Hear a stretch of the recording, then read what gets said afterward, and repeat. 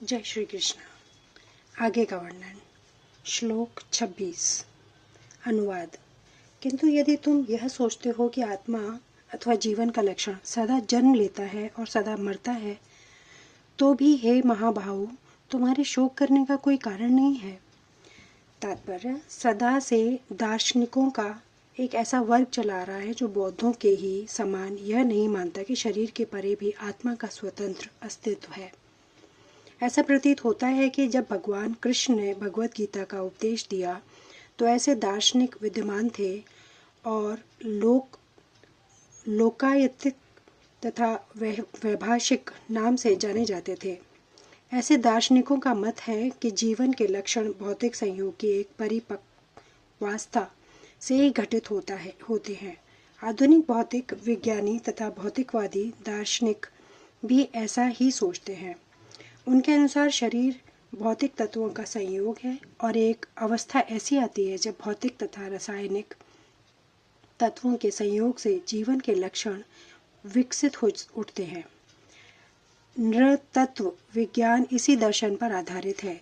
संप्रति अनेक क्षण धर्म जिनका अमेरिका में प्रचार हो रहा है इसी दर्शन का पालन करते हैं और साथ ही शून्यवादी अभक्त बौद्धों का अनुसरण करते हैं। यदि अर्जुन को आत्मा के अस्तित्व में विश्वास नहीं था, जैसा कि वैभाषिक दर्शन में होता है, तो भी उसके शोक करने का कोई कारण न था। कोई भी मानव थोड़े से रसायनों की क्षति के लिए शोक नहीं करता तथा अपना कर्तव्य पालन नहीं त्याग देता। दूसरी ओर आधुनिक विज्ञान तथा वैज्ञानिक युद्ध में शत्रु पर विजय प्राप्त करने के लिए न जाने कितने टन रसायन फूंक देते हैं। वैभाषिक दर्शन के अनुसार आत्मा शरीर के क्षय होते ही लुप्त हो जाता है। अतः प्रत्येक दशा में चाहे अर्जुन वह इस वैदिक मान्यता को स्वीकार करता है कि अणु आत्मा का अस्तित्व है या कि वह आत्मा के अस्तित्व को स्वीकार नहीं करता, उसके लिए शोक करने का कोई कारण न था। इस सिद्धांत के अनुसार चूंकि पदार्थ से प्रत्येक क्षण असंख्य जीव उत्पन्न होते हैं और नष्ट होते रहते हैं, अतः ऐसी घटनाओं के लिए शोक करने की कोई आवश्यकता नहीं है।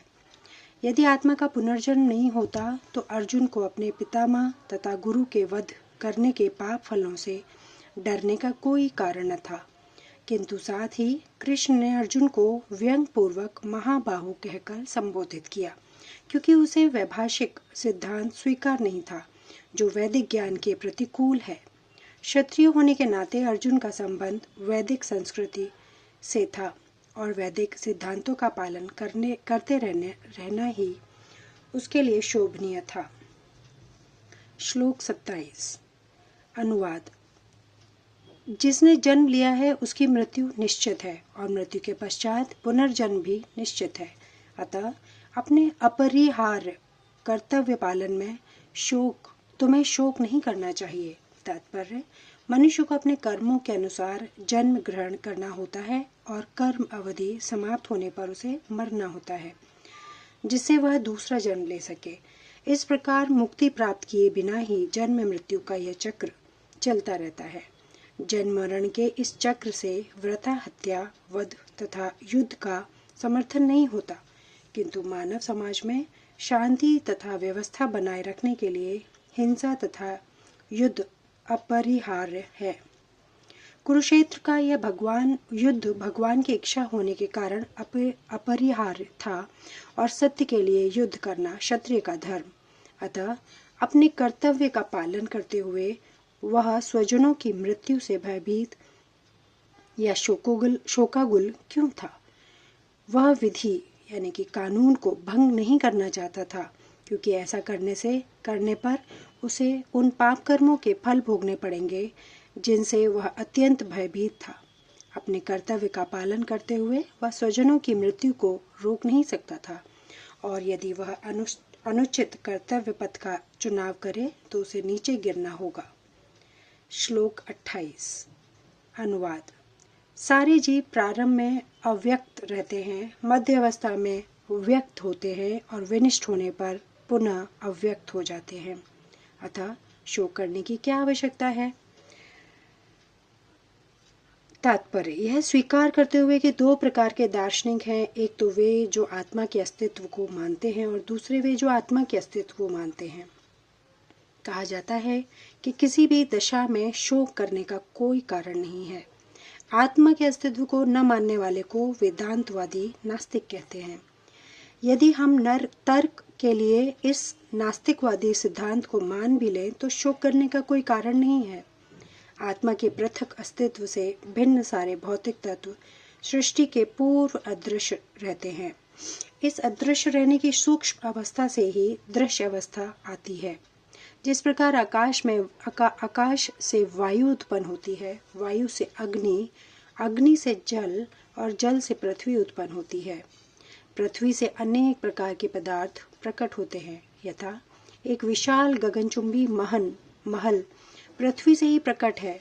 जब इसे ध्वस्त कर दिया जाता है तो वह अदृश्य हो जाता है, अंततः परमाणु रूप में बना रहता है। शक्ति संरक्षण का नियम बना रहता है, किंतु कालक्रम से वस्तुएं प्रकट तथा अप्रकट होती रहती हैं। अंतर इतना ही है। अतः प्रकट होने यानी कि व्यक्त या अप्रकट यानी कि अव्यक्त होने पर शोक करने का कोई कारण नहीं है। यहाँ तक कि अप्रकट अवस्था में भी वस्तुएं समाप्त नहीं होती। प्रारंभिक तथा अंतिम दिन दोनों अवस्थाओं में ही सारे तत्व अप्रकट रहते हैं, लेकिन मध्य में वे प्रकट होते हैं और इस तरह इससे कोई वास्तविक अंतर नहीं पड़ता। यदि हम भगवत गीता के इन वैदिक निष्कर्ष को मानते हैं कि भौतिक शरीर कार्यक्रम में नाशवान है, अंतवंत इमे देहा, किंतु आत्मा शाश्वत है, नित्यस्योक्ता शरीर,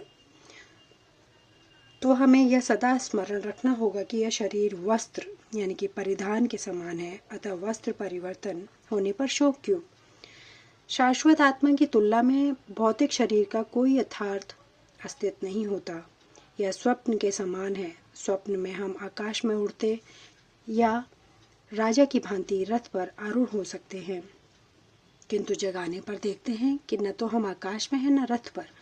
वैदिक ज्ञान आत्म साक्षात्कार को भौतिक शरीर के अस्तित्व के आधार पर प्रोत्साहन देता है। अतः चाहे हम आत्मा के अस्तित्व को माने या न माने, शरीर नाश के लिए शोक करने का कोई कारण नहीं है।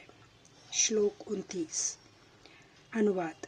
कोई आत्मा को आश्चर्य से देखता है और कोई इससे आश्चर्य की तरह बताता है तथा कोई इसे आश्चर्य की तरह सुनता है, किंतु कोई इसे विषय में सुनकर भी कुछ नहीं समझ पाते।